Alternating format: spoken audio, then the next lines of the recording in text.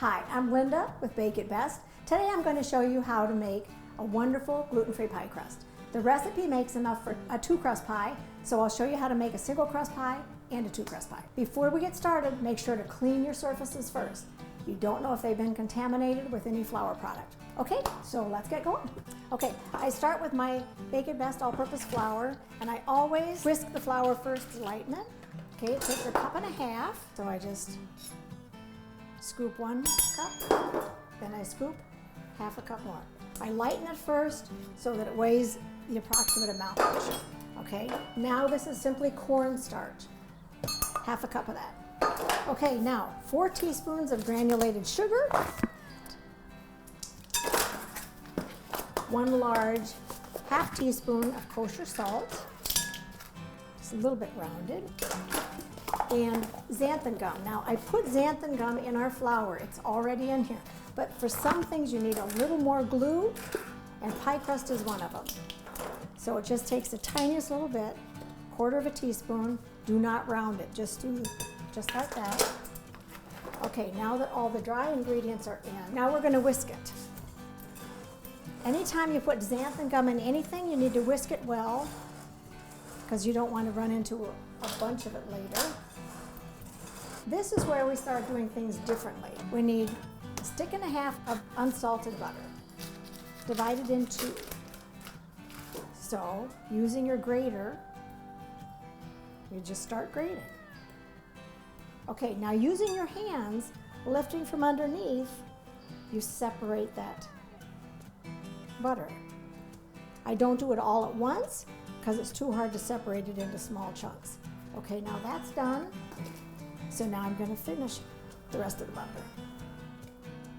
You can even use frozen butter for this if you buy it on sale when it's inexpensive. Just get the rest of this. Okay, so now I'm just finishing mixing this in, just like the other. If you can see how this is, the texture of this, you can still see some of the little bits of butter in there. Okay, now for the next step, I'm going to beat the egg. Okay, now 1 teaspoon of vanilla, and that's kind of an unusual thing to go in pie crust, but it works. I always use pure vanilla. Okay, now back to my handy dandy mixing tools. I want to keep it nice and fluffy still, very separated.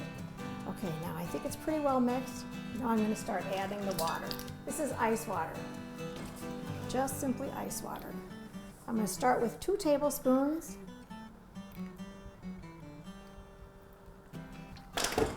If it was summertime, I wouldn't be able to put so much water in. Summertime was nice and humid, but right now the air is very dry. Okay, I can start to squeeze it and it stays together, but not really well.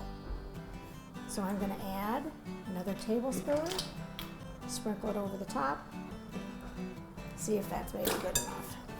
Oh, it is coming together better. The heat from your hands will really melt the butter also. Okay, I'm going to add a touch more. I'll call that good. See, it's sticking really well. I'm going to dump it onto the counter. Finish kneading it, bring it together. See how it's coming together? Okay, now that we have it all pretty much in one ball, I have 1 container with a little bit of flour in it. I'm going to use that flour to set on the table to help me rolling it. I divide it in half, some of my Bake It Best. And I've sprinkled some, but not too much. So anytime you want to roll a circle, you'll always start with a round shape. Okay, so all I'm doing is making it a little larger. See, it's still round, makes it easier. Okay, now I'm going to press this into my floured surface, pick it up, sprinkle a little more flour there, we're good to go, okay? And remember with a rolling pin, do not use a wooden one if you've ever used it for anything other than gluten-free baking, okay? So what I'm going to do is move this constantly to keep it from sticking.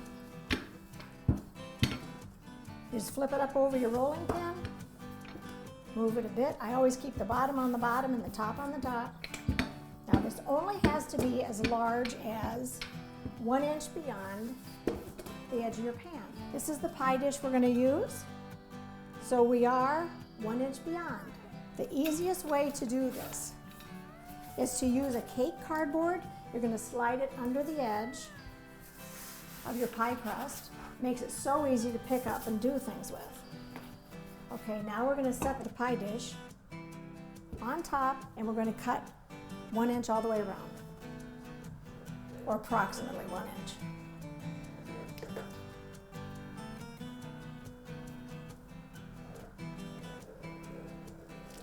Now, all you have to do is lift it upside down, or right side up, and there's your pie crust.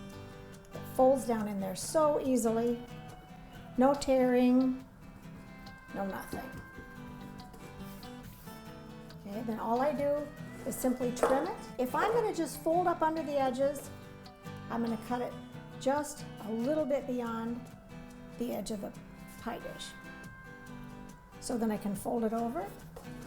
This pie crust is a dream to work with. Okay, so I'm just folding under the edge. And then I'm going to flute it. Everybody flutes differently. However you want to flute it is fine. Okay, so now I'm just evening it out a bit, and now I'm fluting. If you're going to make a one crust pie, we're going to poke this with a fork to make sure it doesn't raise or bubble. We're going to stick it in the freezer while the oven is heating. When I poke it mostly around the outside bottom edge. Then you're going to stick it in the oven and bake it for about 25 minutes at 350 degrees. If you notice that we're getting a bubble in it, you would just simply slice that open and it'll just flatten back down again and you can finish baking it. Okay, let me show you what that looks like when it's all done. Here's one I baked earlier today. Beautiful, huh? So this could be filled now with a chocolate pudding pie or a lemon meringue pie. Okay, something that does not get baked goes in these.